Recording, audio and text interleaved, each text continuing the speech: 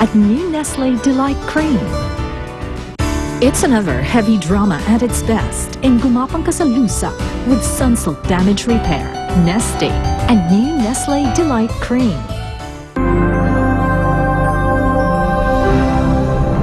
Sinusunod ko lang naman yung utos mo eh. Gusto mo yun, di ba?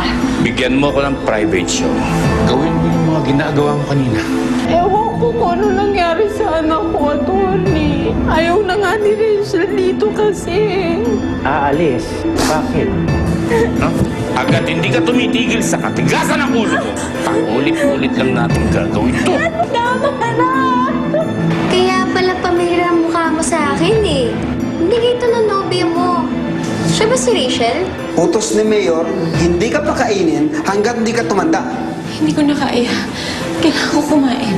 Ma'am, sa totoo lang, hindi naman ako tumigil sa paglaban ko sa kanya. Ang hindi ko lang maintindihan, bakit bigla na lang siya sumuko. Pampaswerte mo yan ah. Ba't po kayo naparito? Gusto ko lang makita ang bagong acquisition ng aking asawa. Halughugin mo ang buong bahay. Hindi lang nakakanap kay Rachel. Pinaya na siya ni Guatlo sa Maynila. Walag! Naisahan tayo ng magaling kong asawa this time. Let's go. Ano ibig sabihin ito, Rachel? Pagod na akong ilaban ng buhay na gusto ko. Iyong-iyo na ako ngayon. Simula ngayon, susunod ko na lahat ng gusto ko.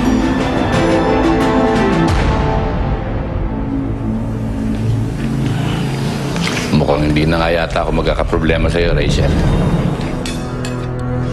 Sige. Pwede mo nang makita pamilya mo. Pero, ipahatid kita at dito ka pa rin uuwi. Salamat. Hindi ka pa rin mawawala ng bantay, ha? Kahit sa pagpunta. Naiintindihan ko naman.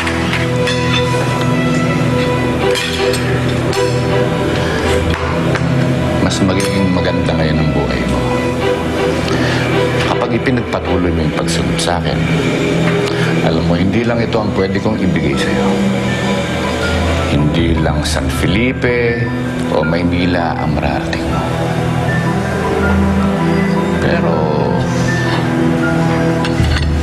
kapag ipinagpatuloy mo ang pakikipagrelasyon mo kay Levi,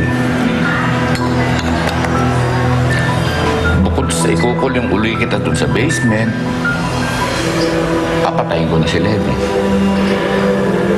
Hindi na sisisikatan ng araw kapag nahuli-huli kayo.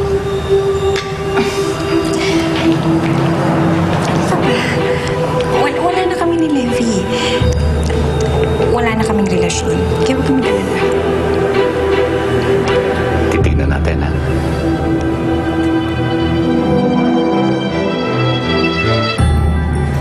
Asan si Falcon?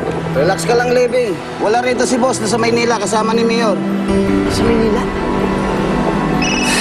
Kailangan ko siyang makakausap eh.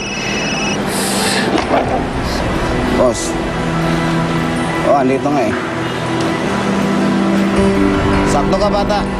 Hinahanap ka ni boss. Pinapupunta ka sa kanila. Ito ang address. Kopyahin mo.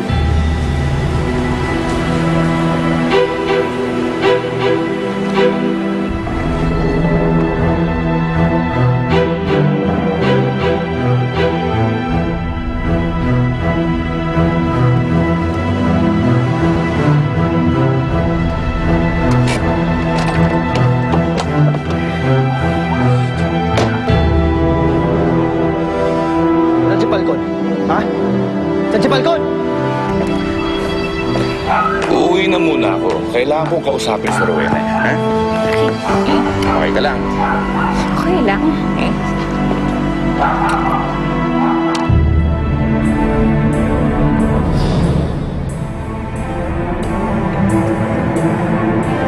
Levi, ano ginagawa mo dito? Siya magmamaneho sa'yo at para makadalaw ka sa inyo. Levi. Pag-iigatan mo to, ha? Ikaw na muna bahalat sa kanya at namamadali ako, ha? Ang bihira, Mayor. Pinagluloko niyo ba ako? Ang dami-dami ng tauhan sa akin niya pa yung utos siya. Alam niyo naman dati kong nobya yan. Ikaw ang pambihira, Levi. May usapan tayo. Alam ko namang hindi ka makakatanggi kung ano man yung paggawa ko sa'yo. Lalo na ngayon. Alam namin nasa Maynila ang lola mo.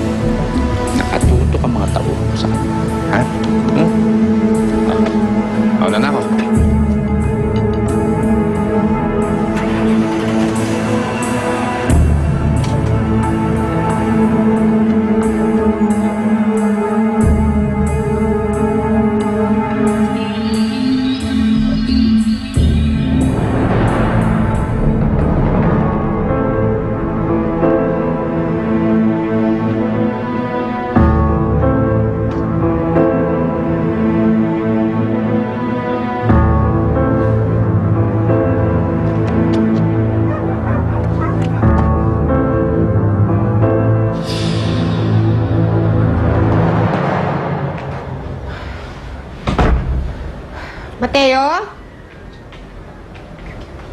Mateo? Umiinom ka na naman? Ano ba yan? Debbie, galing dito. Hinahanap si Rachel. Lahat kayo, hanap sa anak mo. Bakit? Aba, natural. Nawawala ang anak mo eh. Ikaw nga, Linda, mag-isip-isip ng buti, ha?